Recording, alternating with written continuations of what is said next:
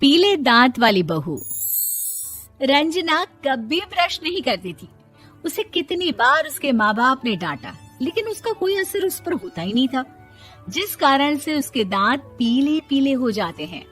शादी के बाद अरे बहू, वैसे तो तुझ में कोई कमी नहीं है, पर तेरे दांत इतने पीले कैसे हैं बेटा? कैसे मतलब?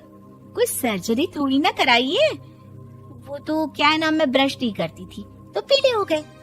अब क्या करूं? आप कहें तो लाल करवा लूं या फिर काले? यार ये क्या है, क्यों माँ से लड़ रही हो? लड़ रही हूँ? अरे मैं लड़ रही हूँ या ये बोल रही है कि दांत पीले हैं, पीले। अरे तपस्या थोड़ी ना की है इन्हें पीले करने के लिए। बकायदा ब्रश नहीं किया है 20 साल तक, तब जाकर। छी, कैसी बात कर रही हो? ये उस वक्त तो पीले नहीं थे जब हम लोग तुम्हें देखने आए थे। अरे तब साफ करवा लिया होगा डेंटिस्ट के पास जाकर। अब देखो कैसे पीले पीले लग रहे हैं। रंजना सास की तरफ गुस्से से देखती है। फिर शुरू हो गई पीले पीले पीले। अरे पीले तो तब भी थे जब मेरे हाथ का रसगुल्ला उड़ा उड़ा कर खा रही थी और बोल रही थी, लड़की नहीं गुणों का खजाना दे रहे भाई साहब आप। खैर, अब वो लोग करते भी तो क्या करते, पीले दांत वाली बहू पल्ले पड़ी थी तो झेलना तो था ही। एक दिन कीर्तन में रंजना गाना गा रही थी। अरे कमला बहन, माँ का द्वार है, यहाँ तो सब शुद्ध होकर आते हैं, फिर अपनी बहू को ब्रश भी नहीं करवाती तुम। दूर से पीले पीले दांत भक्ति में बाधा उत्पन्न कर रहे हैं। अरे कोई 2 साल के बच्ची थोड़ी ना लेकर आई हूँ मैं बहू बनाकर। अच्छी खासी लड़की है, अरे कैसे करवाऊं ब्रश? ये तो उसे खुद करना चाहिए ना।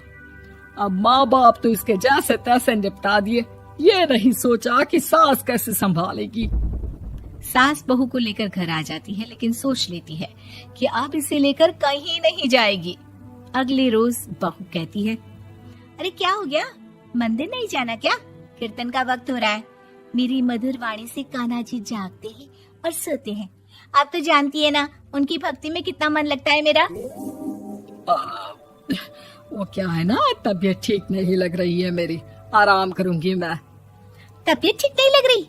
अभी तो मिथुन के गाने पर नाच रही थी आप, और अब बोल रही है कि तबीयत ठीक नहीं लग रही। अरे भक्ति में मन लगा लो सासू माँ, ऊपर जाना है, क्या मुंह दिखाओगी आप? हाँ? सास को बहू की बात पर गुस्सा आ जाता है। मैं क्या मुंह दिखाऊंगी, इसकी चिंता तो ना कर, समझी? अपने मुंह की चिंता कर, जो ये पीले पीले दांत लेकर हर जगह पहुंच जाती है। पता है लोग कितना मजाक बनाते हैं। ना जी ना, मैं नहीं जाना कहीं तेरे साथ। तो ये बात है, कोई ना, मत जाओ, मैं अपने कमरे में ही बैठकर भक्ति कर लूंगी। ऊपर वाला दांत थोड़ी ना देखता है, मन देखता है, भावना देखता है। और अरे बस बस, तू सब कुछ दिखा, बस ये सफेद चमकदार दांत ना दिखाना किसी को, है? जा यहाँ से।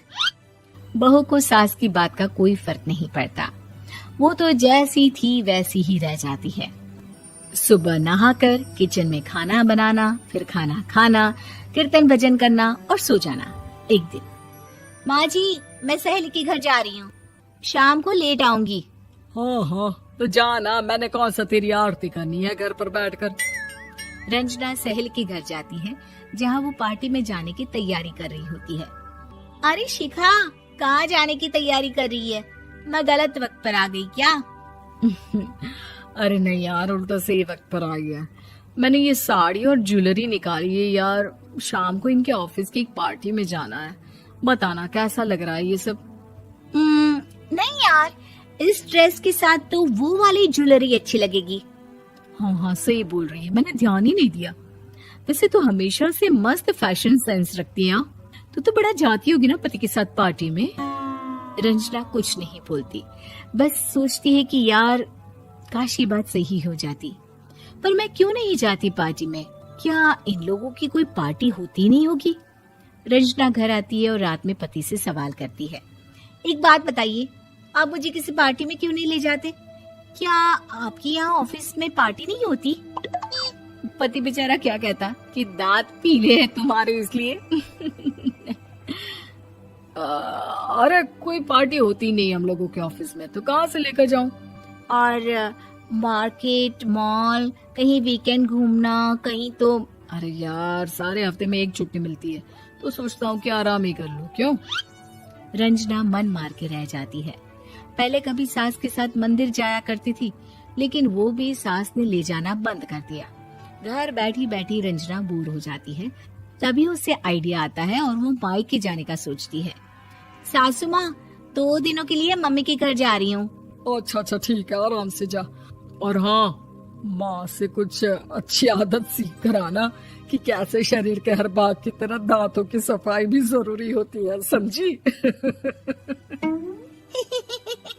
शुरू हो गई ना आप। वो लोग आपकी तरह नहीं है कि छोटी छोटी बात का बतंगड़ बना दे। उन लोगों के लिए मैं मायने रखती हूँ, ना कि मेरे पीले पीले दांत। रंजना माँ को बिना बताए उन लोगों को सरप्राइज देती है, लेकिन जैसे ही वो दरवाजे पर पहुंचती है, अंदर देखती है कि घर वाले कहीं जा रहे होते हैं। अब माँ, काश रंजना दीदी के दांतों वाली प्रॉब्लम नहीं होती, तो वो भी हम लोगों के साथ चलती ना बुआ जी की बेटी की शादी में। हाँ बेटा, लेकिन अब उसे कौन समझाए कि उसको उसके पीले दांत नहीं दिखते, लेकिन उसके आसपास के लोगों को कितना एम्बैरेसिंग फील कराते हैं। मुझे तो कितनी बार उसके स्कूल की टीचर ने शिकायत की कि उसके साथ कोई लड़की बैठना भी नहीं चाहती, और ना ही कॉलेज में कोई उससे बात करना चाहता था।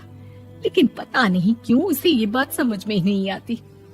कोई कमी नहीं है उस लड़की में, बस यही कि दांत पीले हैं। वो तो भला हो जीजा जी और उनकी माँ का, जो दीदी को जैसी है वैसे ही रखा हुआ है। रंजना को अपने घर वालों की बात सुनकर बहुत दुख होता है। वो सोचती है कि वो क्या करे, लेकिन फिर वो सीधा डेंटिस्ट के पास जाती है, अपने दांत चमकाती है और कसम खाती है कि वो रोज ब्रश करेगी। अरे क्या हो गया? तुम तो 2 दिनों के लिए गई थी ना, पर कोई ना, अच्छा है, चलो आ गई तो। रंजना सास के सामने आकर खड़ी हो जाती है और पूरी स्माइल करती है, उसके चमकदार दांतों को दिखाती हुई। हैं? चले मंदिर। माँ, मुझे माफ कर दीजिए, मैंने आप लोगों को बहुत एम्बैरेसिंग फील करवाया।